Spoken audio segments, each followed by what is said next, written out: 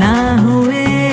বিজয় দেবরকোন্ডার সঙ্গে রাশমিকার প্রেমের গুঞ্জন চলছে অনেকদিন ধরেই। কিছুদিন আগেই ভারতীয় গণমাধ্যম নিশ্চিত করে বাগদান সেরেছেন দুই দক্ষিণী তারকা। এমনকি 2026 সালের শুরুতেই বিয়ে করছেন রাশমিকা ও বিজয়, এমন খবরও প্রকাশিত হয়। তবে ব্যক্তিগত সম্পর্ক নিয়ে নানা ধরনের খবর প্রকাশিত হলেও এতদিন চুপ ছিলেন রাশমিকা। গীতা গোবিন্দম ও ডিয়ার কমরেডে একসঙ্গে অভিনয়ের পর থেকেই তাদের প্রেম নিয়ে বলিউড দক্ষিণী ইন্ডাস্ট্রি জুড়ে গুঞ্জন শুরু হয়। গত আগস্টে দুজনকে নিউ ইয়র্কের 43তম ইন্ডিয়া ডে প্যারেডে একসঙ্গে দেখা যায়। এরপর তারা ভারত বিয়ন্ড বর্ডার্স নামের একটি অনুষ্ঠানে যোগ দেন। 2024 সালে দুজনই জানিয়েছিলেন তারা সিঙ্গেল নন, তবে কেউই সঙ্গীর নাম প্রকাশ করেননি। চলতি বছর দুর্দান্ত সময় কাটাচ্ছেন রাশমিকা। বছরের শুরুতে ছাবা দিয়ে শুরু করে সবশেষ দ্য গার্লফ্রেন্ড সিনেমাও প্রশংসা কুড়িয়েছে। তার অভিনীত 5টি সিনেমা 2025 সালে বক্স অফিস থেকে 1300 কোটি রুপির বেশি আয় করেছে। চলতি বছরের অক্টোবরে হায়দ্রাবাদে ঘনিষ্ঠজনদের উপস্থিতিতে রাশমিকা ও বিজয় নাকি বাগদান সারেন, এমন খবর ছড়িয়ে পড়ে। বিজয়ের টিম পরে জানিয়েছিল বাগদান সত্যি হয়েছিল এবং তাদের বিয়ে 2026 সালের ফেব্রুয়ারিতে হবে। যদিও দুই তারকার কেউই আনুষ্ঠানিকভাবে ঘোষণা করেননি বা কোনো ছবি শেয়ারও করেননি।